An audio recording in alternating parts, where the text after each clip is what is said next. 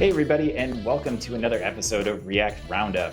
I am your host today, TJ Van Tol, and with me on the panel, I have Paige Niedringhouse. Hey, everyone. And Jack Harrington. Hey, everybody. And our special guest today, we have Raphael. Raphael, welcome to the show. Why don't you tell people your full name, first of all, because we're having trouble pronouncing it, and also a little bit about yourself, who you are, why you're famous, all those good sorts of things. Famous, I bet. Yes. My full name is Oluwaseun Raphael Afolayan. Okay. I'm a software engineer. I've been doing React Native for close to 4 years now. Before that, I've done Ionic and used to call myself a Fullstack developer. Yes, I did Fullstack using mainly Laravel. My backend stack and Vue.js on the front end before I moved on to Ionic as a mobile developer. And after using Ionic for about six months to a year, I knew I had to find something better. So I discovered this shiny framework called React Native. I built a test project with it, and I've not gone back ever since. Awesome. So there are a number of things that we could dive into there, different frameworks, a bunch of different stuff. I know what we wanted to talk about a little bit just to kick things off is you also have some experience with React Native and Firebase. Ooh. So why don't we start there and then we can move on to Ionic and some other stuff. So maybe you could start by just telling people, for listeners that don't know, what is Firebase, why you sort of got involved using it, what it does, those sorts of things to kick us off. Yes. Firebase is a backend architecture by Google that gives you the power of a backend developer without having to know so much about backend development itself. So with Firebase, you can build projects from ground up using already existing architecture. For example, there's databases, there's push notifications. There's so much more that Firebase offers you as a developer that you would have to do maybe in months using a backend framework like Laravel, Python, even Node.js that Firebase already provides for you that you can just tap into and get stuff running quickly. So what kind of services does Firebase handle for us? It handles there's so many things that Firebase provides. The most popular is authentication, which I mean has helped me a lot quite recently in some of the projects that I've worked on. With Firebase, we have authentication built in already. You've got real-time databases that lets you build things like maps, navigational tools already out of the box. In addition to that, we have the very popular Firestore database. It's SQL or MongoDB on steroids. I mean that's how I like to term it. Apart from that, you've got Firebase Analytics, which of course is really just Google Analytics, and it lets you monitor events and usage of your products. In addition to that, there's Firebase tools that lets you deploy mobile and web projects. We have Firebase hosting. We have Firebase storage as well, which is something that I've really come to enjoy. It's a quick S3 bucket or so, but using the same Firebase architecture that you have. There's like so much more, but yeah, those are the main tools that I use in my day-to-day activities as a developer. Gotcha. So what brought you to Firebase? Like what sort of things are you building? Why did you pick it? Because there's also other tools that do this sort of thing as well. So I'm curious, like what about Firebase that made you think it was the best pick for what you're building? Yes. So this would be my main project at the moment. It's called MyTherapist.ng. It's a therapy app that I've been working on for over a year now. that lets you book a therapist from the comfort of your phone. You can book a therapist, talk to your therapist via video, voice, and text chat. And with the part where you get to text a therapist, I did not want to spend so much time building that because there were so many things to focus on. And I had alternatives, of course. I had libraries, and I had what do I call them again? I had boilerplates that I could tap into. There was stream chat, there was Agora text, SMS, and everything that I could easily use. But I found out that the cost of getting started with some of these third-party texts or chatting tools was not something I was ready to start bearing at the moment. I wanted something that was free, that I could easily get up and running with. And I came across Firebase as a way to quickly build a chat app. So, I mean, if you Google React Native or React chat app, most of the documentation and the tutorials that you find use Firebase. And I thought, why go so far when there's something already existing that I can tap into? So I looked at the Firebase docs. It seemed really easy to use, and there was the thought of something that was also real time. I did not want to have to build a WebRTC system on my own, and Firebase real time database provided just what I needed. So yeah, I gave it a spin, and I was able to get something up and running in about 2-3 hours. Yes, it's not needed any maintenance or anything of the sort since then.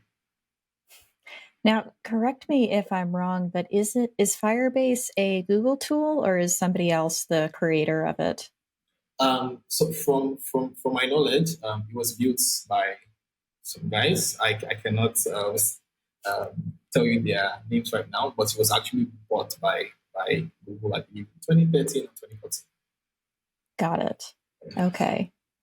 That's awesome. So you said that you were creating a therapy app. How did you decide that was something that you wanted to build or that you needed to build for your community?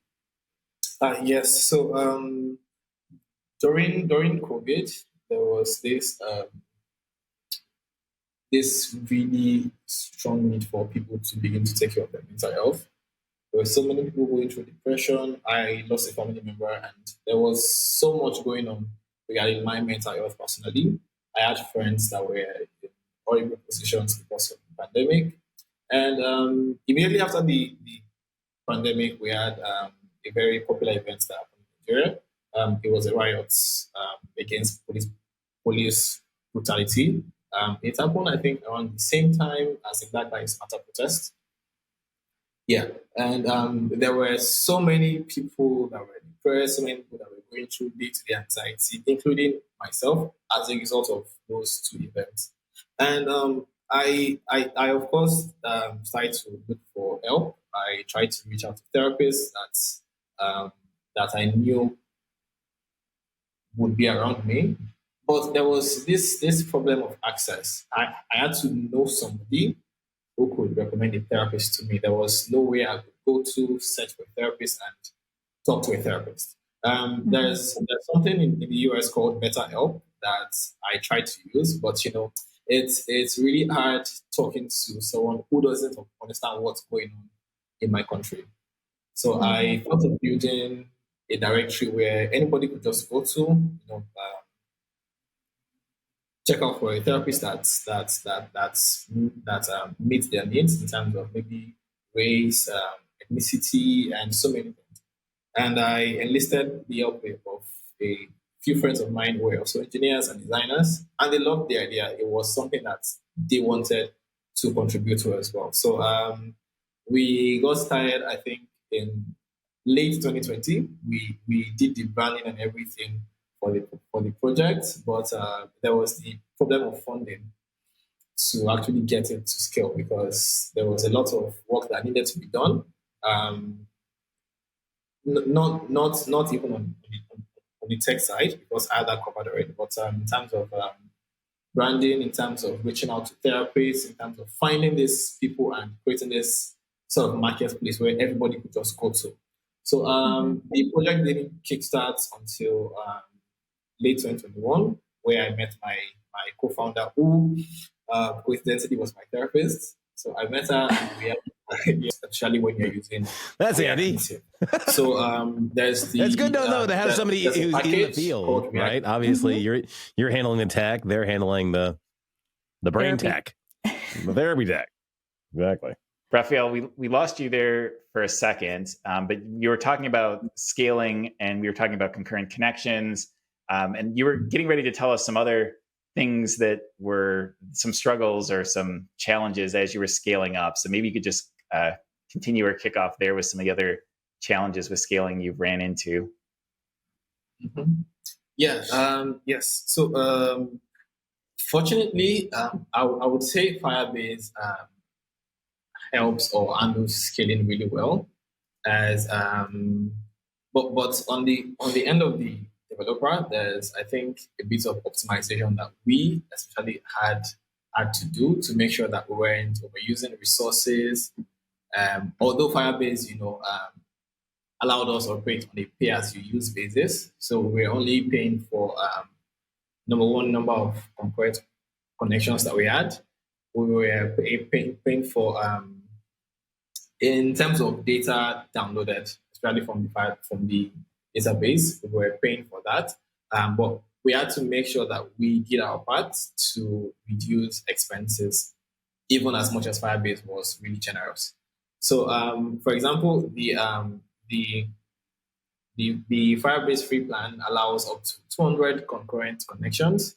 You also have about 10 gigabytes of data per month that you can easily transfer between end users. And we were using up the data connection limits pretty quickly. So we had to, do a lot of things. We had to make sure that we were catching data as it was coming from the database, so that we didn't, overuse so many resources. But yes, other than that, I would say Firebase and was under scaling really well. I'm curious, have you mathed out the future growth patterns? Because I always struggle with any of these sort of cloud services. Do you have an idea of what your cost will be like when you hit 10,000 users, 100,000 users? Have you planned out how much you think that's going to cost and how you're going to handle that? Or what's your thoughts around all of that? Yes. So with regards to cost, that's something that I haven't really thought of much, actually. But I know that so far we've only had to worry about not even concurrent connections now. We've only had to worry about data transferred between Firebase and our users. And we've again been able to shrink that it's almost free right now. But when we get to maybe 10,000 users, which I think we should get to by the end of next quarter, I believe that our expenses should not maybe go past $10, $20 a month. Did you say $10 or $20 a month, or were there some zeros there? Right? $10, $20 a month. Right now, it's virtually zero. It's virtually zero. We almost spent our first $1 on Firebase last month, but we had to do our part to make sure that we were minimizing data sent and data downloaded. Yeah, but okay. Yeah. Wow, that actually sounds very reasonable. Yeah, that's not bad at all. I'm going to move our users over to Firebase. Raphael, are there any other challenges that, especially we have a lot of just straight web developers that haven't toyed with a native app at all. Are there any challenges you've hit on mobile that you want to let people know? We have any of our listeners that are curious about building an iOS or Android app. What are some things you hit that have been rough edges or really kept you up at night? Yeah, the transition from straight React to React Native. Yes, I would say the Expo team is really doing so much in that context. Mm-hmm. They've made it really, really easy to port from React onto React Native. And with the latest versions of React Native now, it's even easier for native developers to build for the web as well. As React Native Web, especially using Expo, the new Expo router by the Expo team is really something that I've enjoyed using over the past few weeks. I mean, Mm-hmm. it's feeling better, but it's like so easy with Expo. You do not even need to do all of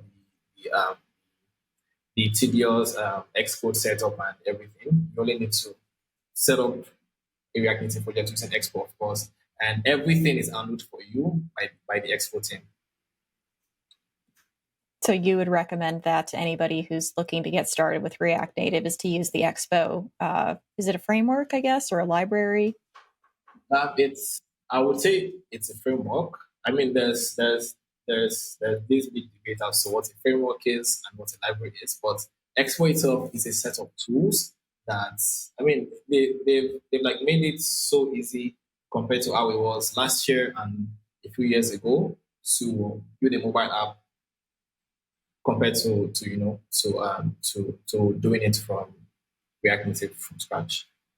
Cool. Well, Raphael, are there any other things we've missed related to Firebase or React Native or anything else you think our listeners should be aware of? Any advice you'd want to pass along?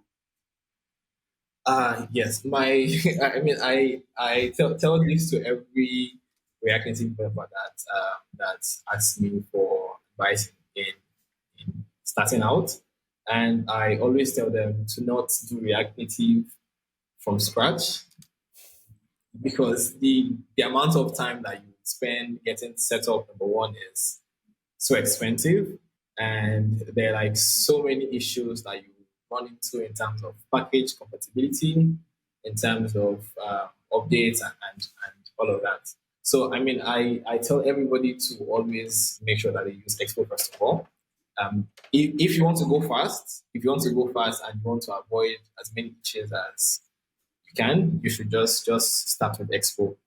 Because in terms of providing in-app updates, there's like so much that Expo offers to React Native developers now that it's only going to be somebody who wants to touch on themselves that would go on to do React Native from scratch. Excellent. This has been a lot of fun to chat about. Why don't we move into our picks? So it's a segment where we just pick something fun from tech or from our lives in general. And Paige, do you want to kick us off with picks today? Sure. I'm going to pick something that we may have picked in a previous season, but the final season, well, I think it's the final season of the Star Trek Picard just wrapped up pretty recently. Yeah, I saw you tweeting about that on Twitter, Jack.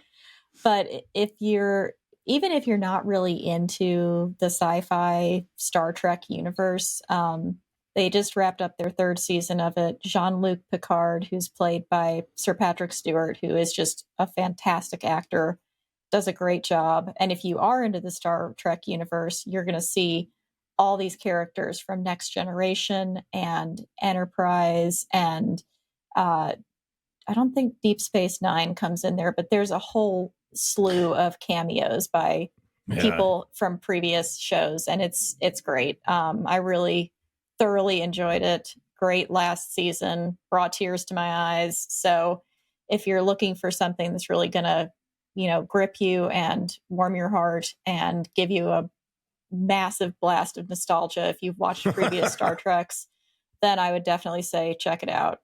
Picard, really, really good. It was definitely a nostalgia fest. Jack, what picks do you have? Sure. I just went down to California, go see my kid, and I took along an Insta360 X3 camera. It's about the size of, I don't know, like half a pack of playing cards or something. It's a cute little camera. It takes 360 photo or video. So you can basically just throw it anywhere, put it on a selfie stick, and get all these crazy angles.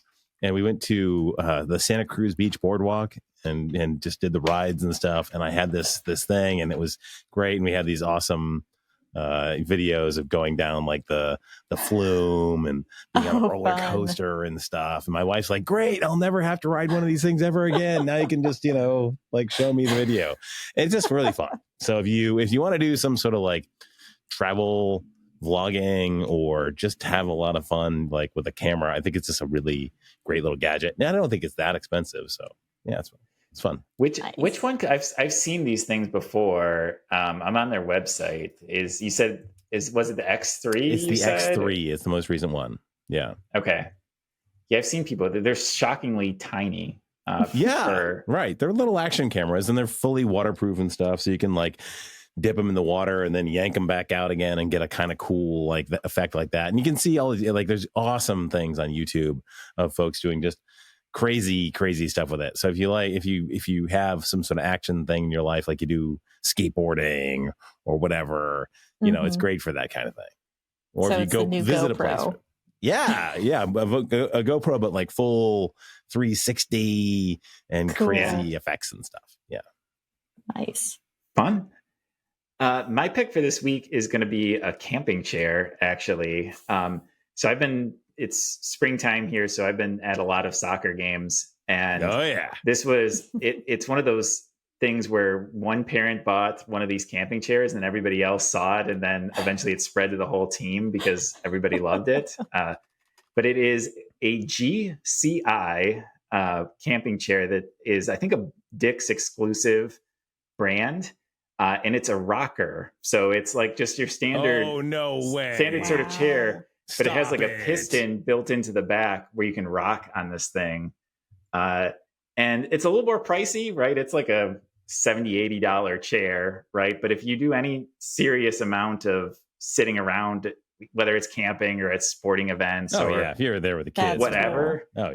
it's worth the money. They're incredibly good. So if you have a Dick's near you, try them out in the store because there's a couple different models too, depending on how high you want them. The technology here, they have like the one we have has a thing built in for a cell phone, like a slot, so you can slot a cell phone into it. It's just so silly and stupid, but